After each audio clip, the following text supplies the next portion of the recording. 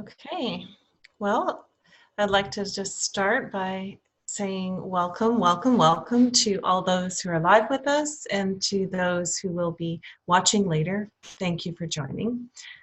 And before we begin, I'd just like to everyone to take a deep breath in and then just exhaling all that doesn't serve you or any stresses you've been carrying and just release them now. And then just take another deep breath in. And again, release, relax. And then taking another deep breath in and taking a moment to honor yourself, honor where you are on your journey right now, honor your path, and just allow grace to flow in and around you. And as you allow this to flow in and around you, extend it to those you love and to those in need. Thank you. So let me give you a little bit of an introduction to today's event. We are speaking about finding grace along your path, sharing some personal stories where we've encountered incredible grace. And it's such an important conversation to have, especially right now, as there's just so many people that are in an interesting place. I would say it's been a rough December, a lot of energies coming through.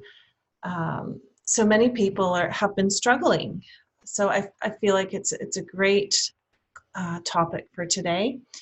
And it's important to really be able to recognize grace. So I'd like to also introduce Denise. Now, Denise and I have known each other for quite some time, and I asked her to give a bio for me. And she was going to do it on her own, but after I read her bio, I'm like, wow, I really need to read this. It's such an incredible bio, and I just loved it. And it's so fitting to our conversation today about finding grace along your path. So I'm just going to go ahead and do her bio here. This is what she wrote, and really listen to the words.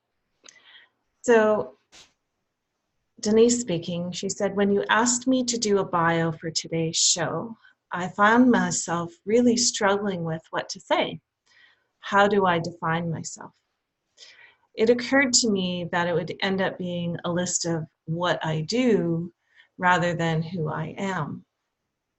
As far as what I do, I work as a technical writer by day to pay the bills. And that's been my career for the last 35 years. And I have several diplomas and certificates related to that career. And I enjoy what I do, but that's not who I am. Regarding personal interests, I have a Reiki Master Certificate, a Jinsen Jitsu Practitioner Certificate, and various other certificates along the way. I love to read, to be in nature, and to go camping. What I love to do most, however, is write poetry and prose, which I've been doing now for almost 50 years. As far as who I am, I suppose you could say I'm a child of the universe, living in a world of infinite possibilities. Today, I could be strong like the tree, grounded and solid in my roots. Tomorrow, I could be like a dandelion that's gone to seed, now blowing in the wind. I'm not the same person today as I was yesterday, and I doubt I'll be the same person tomorrow as I am today. Life is an ongoing process of transformation and change, and much easier when we go with the flow. I absolutely love that bio, and I'm so happy that you're here with me today, Denise. Welcome, and thank you. Thank you. You did also share a poem, and I thought the poem was absolutely perfect for this event. And would you mind if I went ahead and read that as well? Oh, by all means, go ahead, Sandy. Okay. Thank you for asking me to be here with you tonight.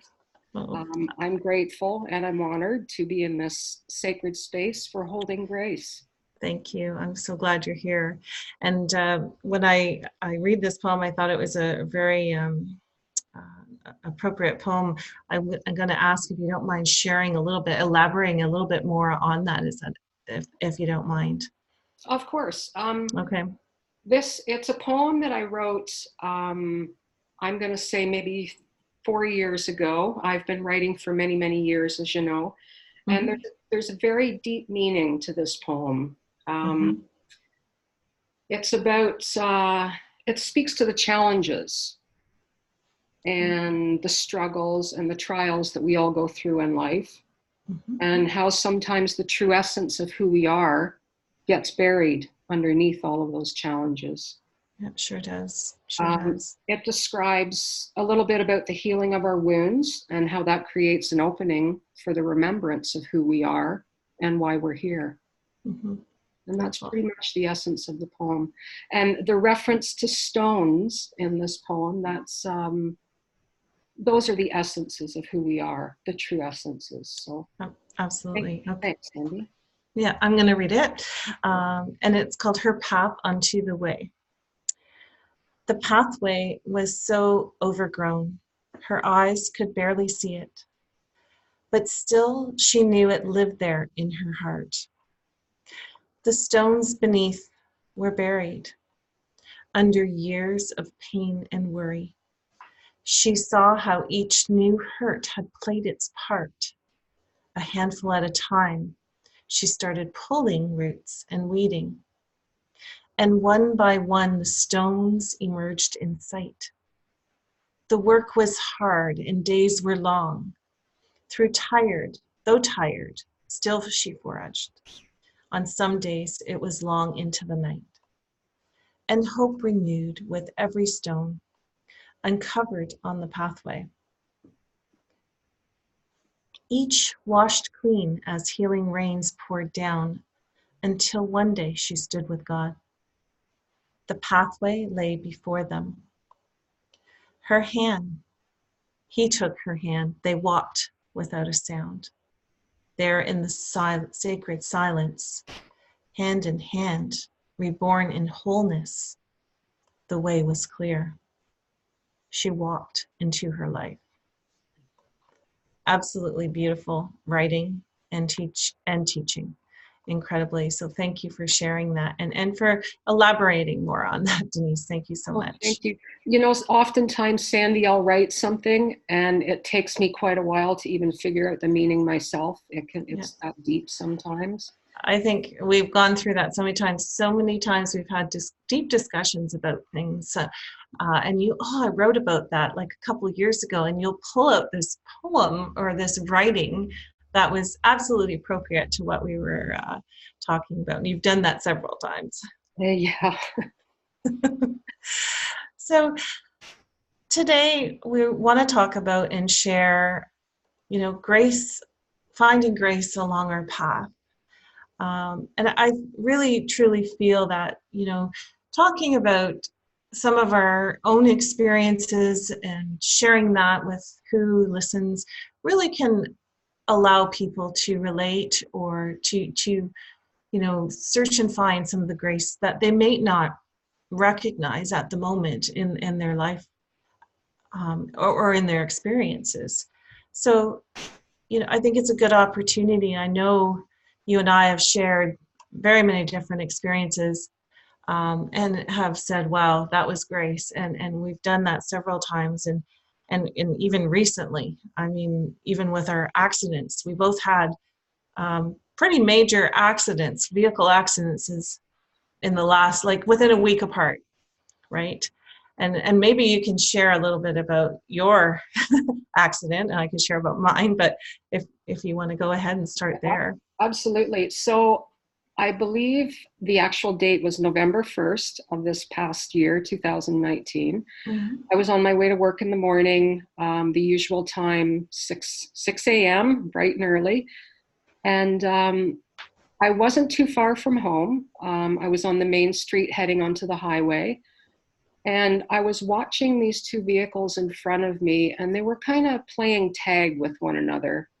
And I felt something was about to happen. And then once I had that feeling, I actually saw the accident happen within my awareness. And so I remember speaking aloud the words, "Dear God, please keep everybody safe."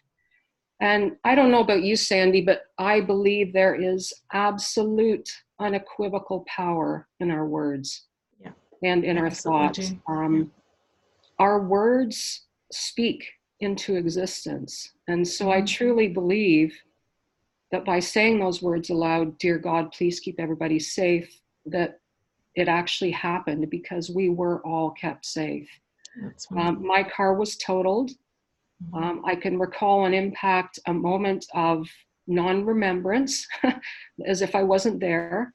I wasn't quite sure what had happened initially. My airbags did not deploy. Um, I was taken to hospital by ambulance, but there were no injuries. Um, and basically, I absolutely believe that the power of speaking those words is what kept everybody safe, because the other two vehicles in the accident, nobody was harmed there either. So Mhm. very powerful. It was quite a profound experience. And that didn't occur to me, as you know, until just today, that one of the reasons for this accident happening was to show me the power of our words. Mhm. Yeah. Yeah, absolutely. And mine was November 17th, so not too far after yours. I remember, and with your accident too, when you had called me, in that moment, I was sort of in a little bit of my own crisis. We had a big tree come down, it was blocking the gate, we couldn't get out. I was walking over to the neighbor's house to borrow a chainsaw so that we can get in and out of our driveway. And you had called, and I could have easily just, ignored, but I just had this overwhelming feeling I needed to talk to you. I needed to make that time, to talk to you, and I was so grateful I did. um, you know, we just get so busy in our lives, and I think that was a little bit of a challenge because of what I was going through. I was walking up a highway. It was snowy. It was windy. And then, you had called just as I was knocking on the neighbor's door. So, anyways, so I'm so grateful that you answered. yeah, yeah. It was Um, a profound experience for both of us. it was really. And then for mine as well, I was driving on the highway at going like 100 and I don't know, 120 kilometers an hour, I guess, when I hit a pretty large buck with large horns or antlers or whatever you want to call it. Um, and that, like, again, no real impact. The car was totaled. No, there's no injuries. And we talked about it today, and really the outcome, like what was I being shown is I was going to be okay. I was really, no matter what, I'm going to be okay. And that was big for me, to have that awareness. And again, like, grace surrounding that whole accident is incredible for sure.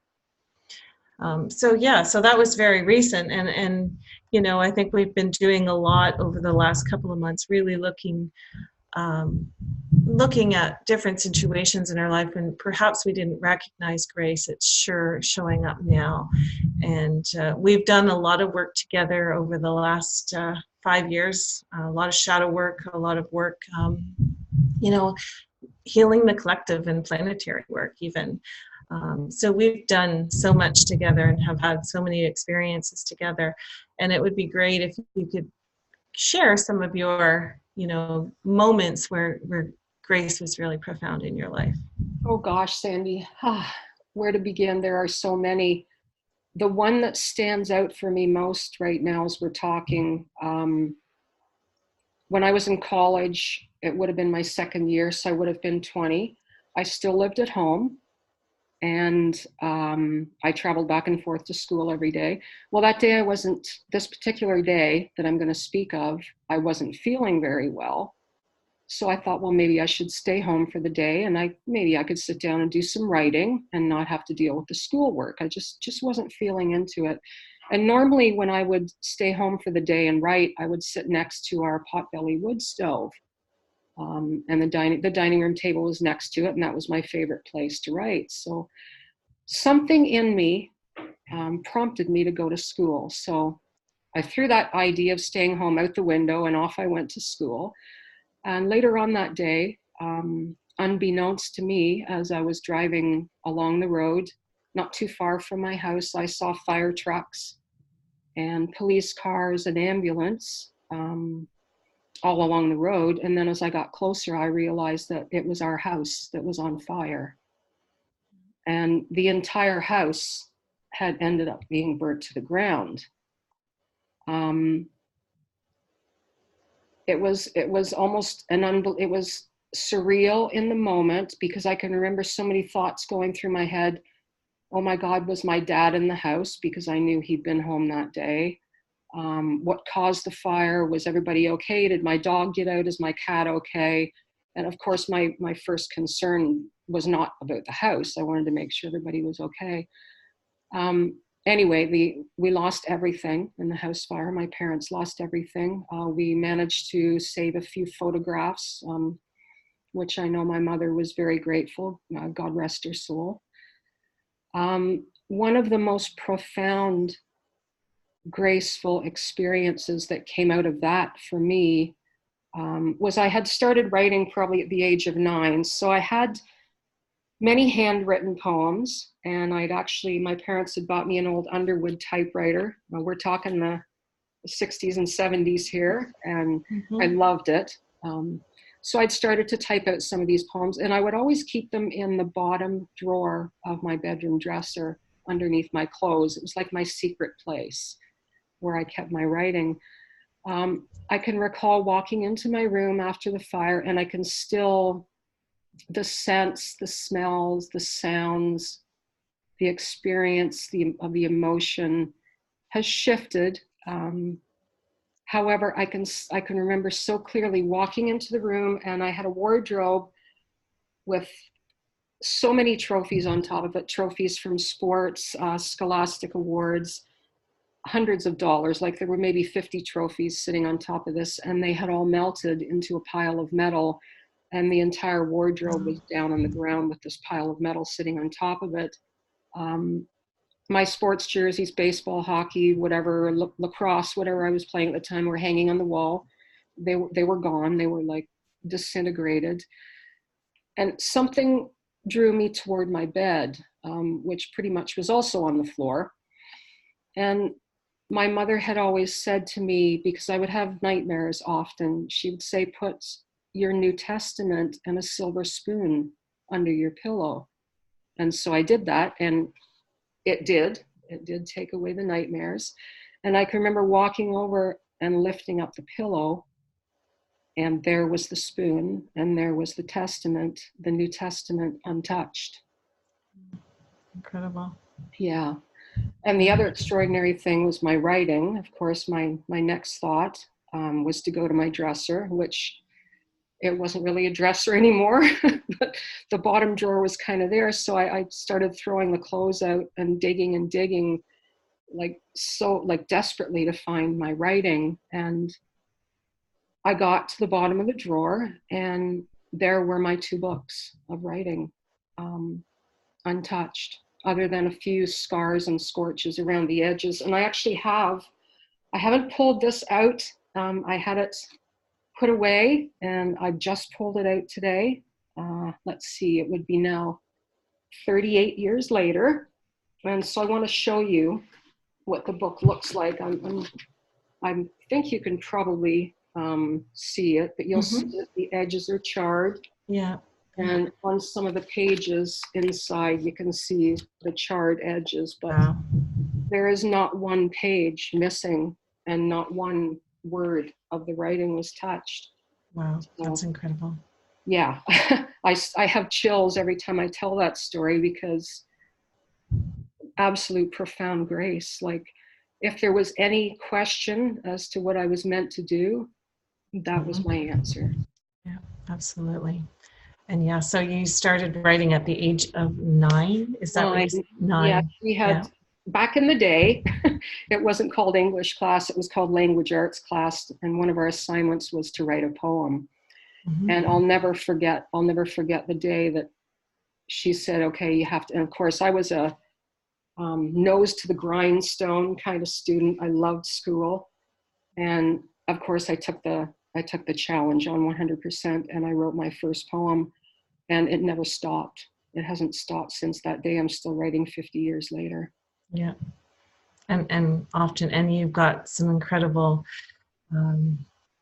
you got some books out there, you've got some pages and blog, and I believe as well. How does one see your writing, Denise? Well, basically where it is now, there's a website that a dear friend created for me. It's called danica.com, Mm-hmm. www.danika.com. Mm-hmm. And there are a lot of writings posted on there. To be quite honest, I haven't kept it current in probably the last year. Life has just been giving me other things.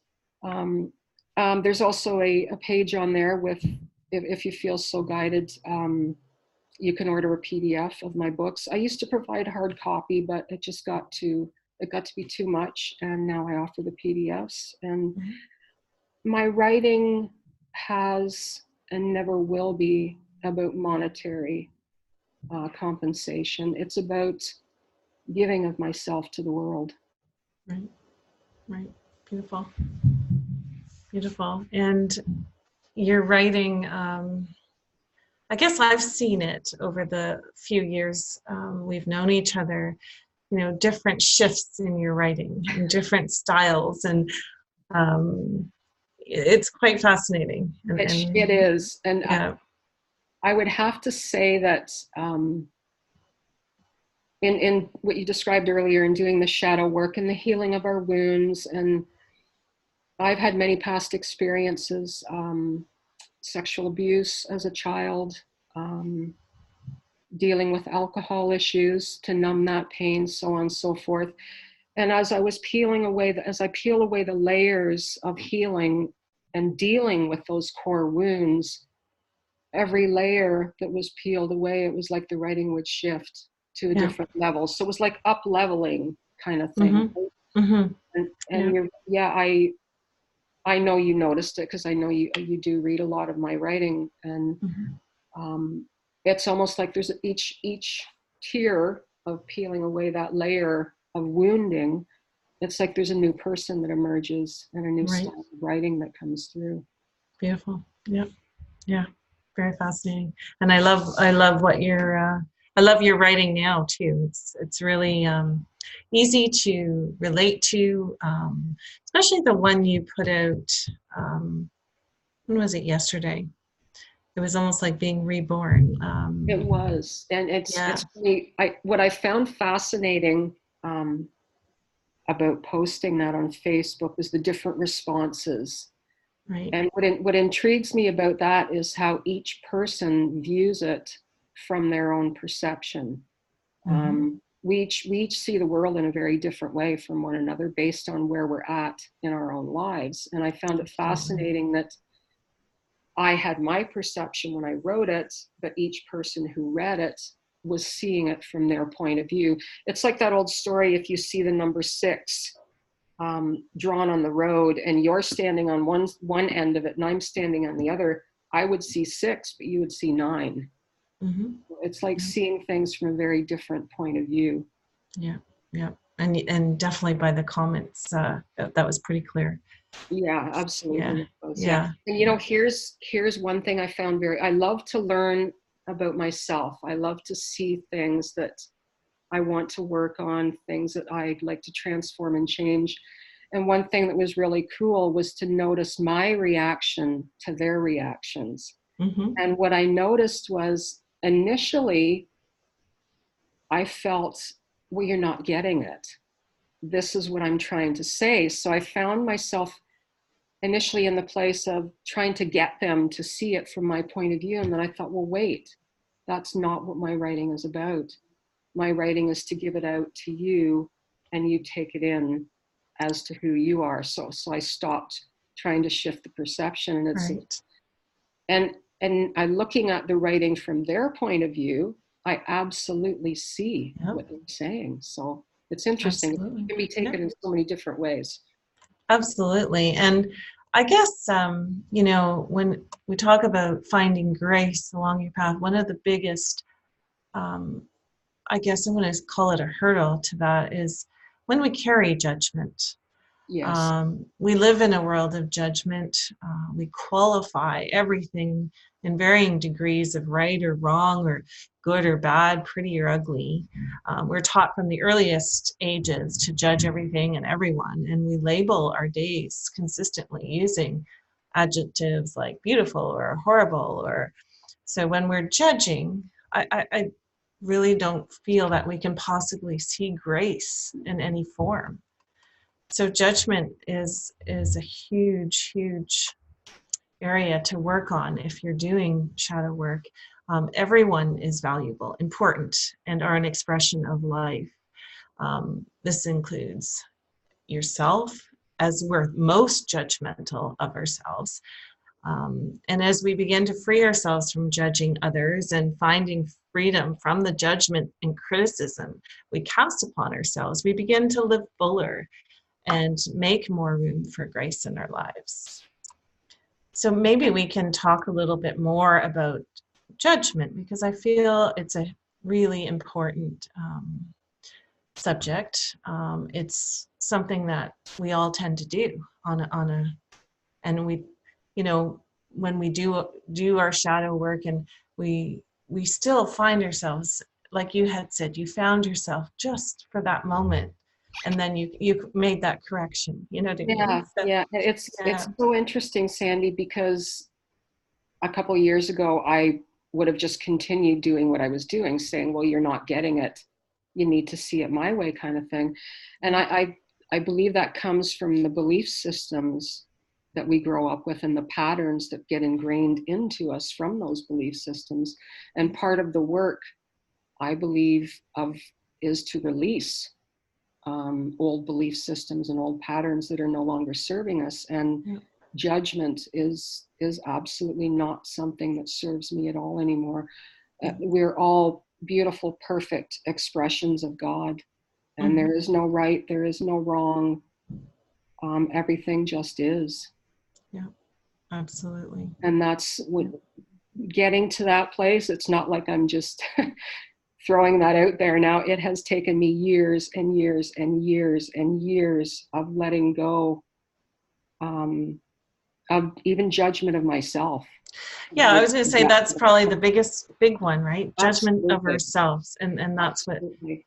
that's what really, keeps us paralyzed a lot of times, is the judgment we have on ourselves. Yeah, very much so. Yeah, yeah, Yeah, it can become a barrier to living your life. absolutely. It really can. It can stop you dead in your tracks, Yeah, and you're frozen. yeah. It's unable So to move what forward.